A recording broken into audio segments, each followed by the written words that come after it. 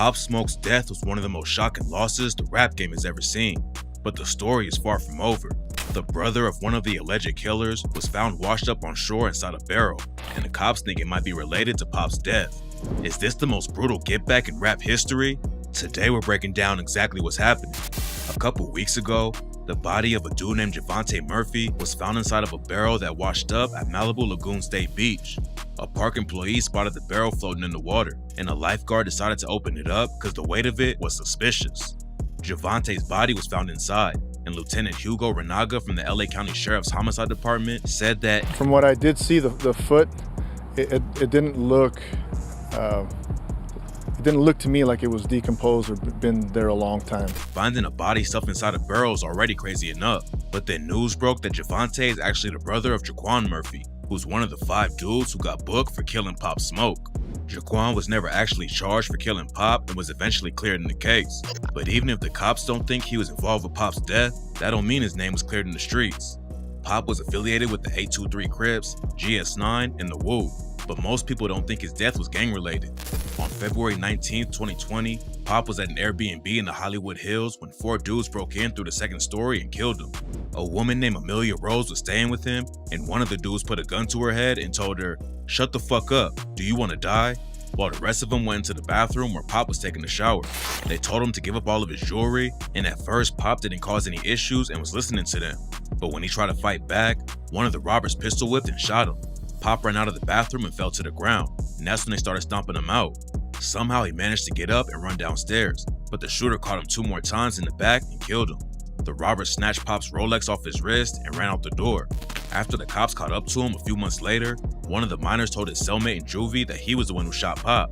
The plan was allegedly just to rob him and not actually hurt anyone, but when Pop started fighting back, they shot him. Pop Smoke was one of the hottest new rappers in the game who helped put New York drill on the map, but he was tragically killed over a watch that they only got 2K for on the street. The minor's 18 now and officially admitted to first-degree murder and home invasion robbery. Even though he's an adult now, his name still hasn't been released since he was only 15 when he committed the crime. The minor pleaded guilty to voluntary manslaughter and home invasion robbery. He was sentenced to 4 years and 2 months in juvie, and the judge refused to grant him time served for the 2 years and 8 months he's already been locked up for. After he admitted to the shooting, the judge in the case told him that Pop had lost his life over no good reason, and said, "You have no right to take somebody's life. You have no right to take somebody's property." The minor's lawyer tried to save him by arguing that he had a learning disability and wasn't fit for trial, but the judge didn't buy it, so he ended up pleading guilty instead of taking his chances in the courtroom. Even though Pop had ties to the streets and his killers are allegedly affiliated with the Hoovers, the cops still think his death was just a robbery that went wrong. The day before Pop was killed, his homie Mike D posted a gift that Amiri had sent to the Airbnb, and you could see the Airbnb's address in the post. After Pop died, rumors started flying that Mike leaked it on purpose and backdoored his own homie. Mike defended himself on social media and said that nobody could understand the pain he felt after Pop died, but fans ain't the only ones who think he was involved. In a bunch of deleted IG posts, Amelia Rose aired him out for acting sketchy the whole day before Pop was killed. She claimed that Mike was on the phone with someone that day acting nervous, and on IG she wrote, "Who's the black women who did the setup? Who are the people involved in this murder? You know everything, I saw everything." A dude named Corey Walker is the only adult facing trial over Pop's death.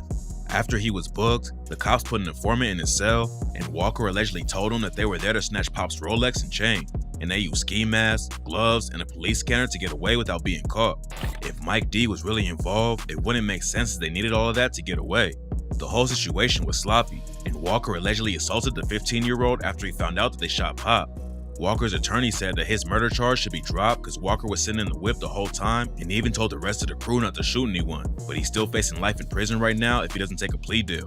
Before the latest news broke in the case, it seemed like the cops pretty much had it all figured out, but if Javante Murphy's death is related to what went down that night, there could be way more to the story. His brother Jaquan was cleared in Pop's death, but right now he's awaiting trial for a different murder in LA County.